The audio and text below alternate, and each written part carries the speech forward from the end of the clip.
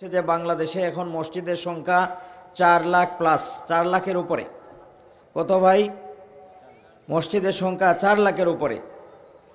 আন্দাজি কথা বলতেছি না, এটা হচ্ছে যে আপনারা জানেন যে মসজিদগুলোতে একটা অনুদান দেওয়া হয়েছিল সরকারের পক্ষ থেকে 5,000 করে, তখন 3.5 লক্ষ মসজিদ। এরপরে 3.5 লক্ষ মসজিদে দেওয়ার পরে আরও 50,000 প্লাস মসজিদের আবেদন আসছে। এই জন্য আমরা এখন বলতেছি মসজিদের সংখ্যা বাংলাদেশে 4 লাখ প্লাস, 4 লাখের উপরে। বাংলাদেশ স্বাধীন হওয়ার পরে প্রতি 10 বছরে 25,000 মসজিদ বৃদ্ধি পাচ্ছে। আপনারা কেউ নীরব বসে আছেন, আলহামদুলিল্লাহ বলবেন না? আলহামদুলিল্লাহ, মসজিদ বাড়তেছে। মসজিদের খোরাক কি? শুধুমাত্র আমরা যদি মনে করি যে নামাজ মসজিদের কাজ, তাহলে এটা ঠিক হবে না। দেখবেন যে মসজিদে নববীতে নবী করিম সাল্লাল্লাহু আলাইহি ওয়াসাল্লাম অনেক কাজ করেছেন, এর মধ্যে অন্যতম একটি কাজ হচ্ছে তালিম। মসজিদে তালিম, তাবলিগ জামাত যেখানে কাজ করে সেখানে মসজিদে তালিম করে আর ঘরে তালিম করে। কিন্তু এই তালিমের থেকেও আরও একটা গুরুত্বপূর্ণ তালিম হচ্ছে আমাদের সবাহি মক্তব। সবাহি মক্তব মাদ্রাসাতে 2% ছেলে মেয়ে হয়তো পড়াশোনা করে 100 জনের মধ্যে, বাকি 98 জন ছেলে মেয়ে পড়াশোনা করে হচ্ছে স্কুলে, কিন্ডারগার্টেনে। ঠিক কিনা বলেন? এই সমস্ত বাচ্চাদেরকে কলিমা শেখাতে হবে না? হবে না? কোরআন শেখাতে হবে না? হবে না? এই সমস্ত বাচ্চাদেরকে আমল এবং আখলাক শিখাইতে হবে না? হবে না? তাইলে এই সমস্ত বাচ্চাদের জন্য আমাদের মসজিদের সবাহি মক্তবকে জিন্দা করা। আমাদের সারা দেশের 4 লাখ মসজিদের মধ্যে 80% মসজিদ হচ্ছে জামে মসজিদ, 85% মসজিদ হচ্ছে জামে মসজিদ, বাকি 15% মসজিদ হচ্ছে কোনো মসজিদে পাঞ্জেগানা হয়, কোনো মসজিদে 4 ওয়াক্ত হয়, কোনো মসজিদে 3 ওয়াক্ত, কোনো মসজিদে 2 ওয়াক্ত। মার্কেটের কিছু মসজিদ আছে এইগুলিতে 2 ওয়াক্ত নামাজ হয়, 3 ওয়াক্ত হয়।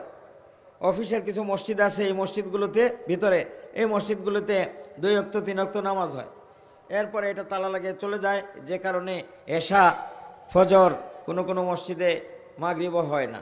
তো এইরকম মসজিদও আছে, কিন্তু জামে মসজিদের সংখ্যা হচ্ছে 85%। তো যে সমস্ত মসজিদ জামে মসজিদ এবং যে সমস্ত মসজিদে পাঞ্জেগানা নামাজ হয়, যে সমস্ত মসজিদের মহল্লা আছে, এই সমস্ত মসজিদে সবাহি মক্তবকে জিন্দা করা। যে সমস্ত মসজিদে মক্তব আছে এবং সেই মসজিদে নুরানি প্রশিক্ষণপ্রাপ্ত শিক্ষক আছে, নাদিয়ার প্রশিক্ষণপ্রাপ্ত শিক্ষক আছে, এগুলিতে আলহামদুলিল্লাহ দেখবেন যে বাচ্চারা সুন্দর করে 40 হাদিস মুখস্থ করতেছে, 40 হাদিসের তর্জমাও বলতেছে। বাচ্চারা জুমার নামাজ পড়াইতে পারে, ঈদের নামাজ পড়াইতে পারে, 5 ওয়াক্ত নামাজ পড়াইতে পারে। বাচ্চারা মাসলা মাসাইলও বলতে পারে, আদিয়া মসনুনা যেগুলি আছে দৈনন্দিন জীবনে মসনুন দোয়া, সেগুলোও বলতে পারে।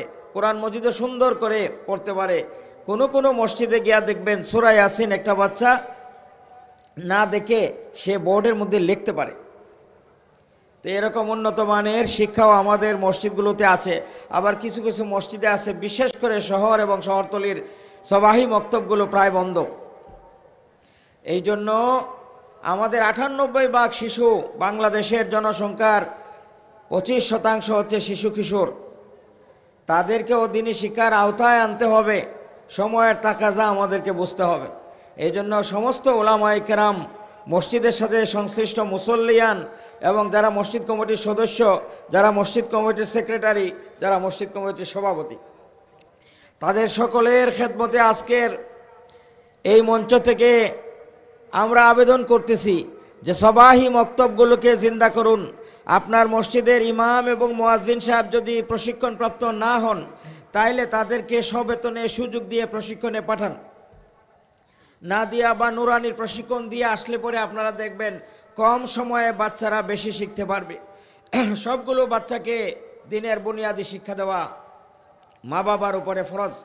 মসজিদ কমিটির উপরে আবশ্যিক দায়িত্ব হচ্ছে যে তারা এই ব্যবস্থা গ্রহণ করবেন। এই জন্য বাংলাদেশের সব কয়টি মসজিদের জন্য সবাহি মক্তব সক্রিয়ভাবে চালু হয়। যে সমস্ত মসজিদে চালু আছে সেগুলিতে যেন আরও গতিশীল এবং শক্তিশালী হয়, এই ব্যবস্থা গ্রহণ করা। কারণ কোরআন মজিদ যদি সহি শুদ্ধভাবে পড়তে না পারে তাহলে তার নামাজ সহি হবে না। আপনারা জানেন যে নামাজ ভঙ্গের 19 কারণ। 19 কারণের প্রথম কারণ হচ্ছে নামাজে অশুদ্ধ পড়া। কোরআন মজিদ যে আমরা পড়ি 2 ধরনের ভুল হয়, একটা হচ্ছে লেহনে জলি আর একটা হচ্ছে খফি। বড় ভুল এবং ছোট ভুল। বড় ভুলের কারণে নামাজ ভঙ্গ হয়ে যায়। কেন? 10 কারণে লেহনে জলি হয়।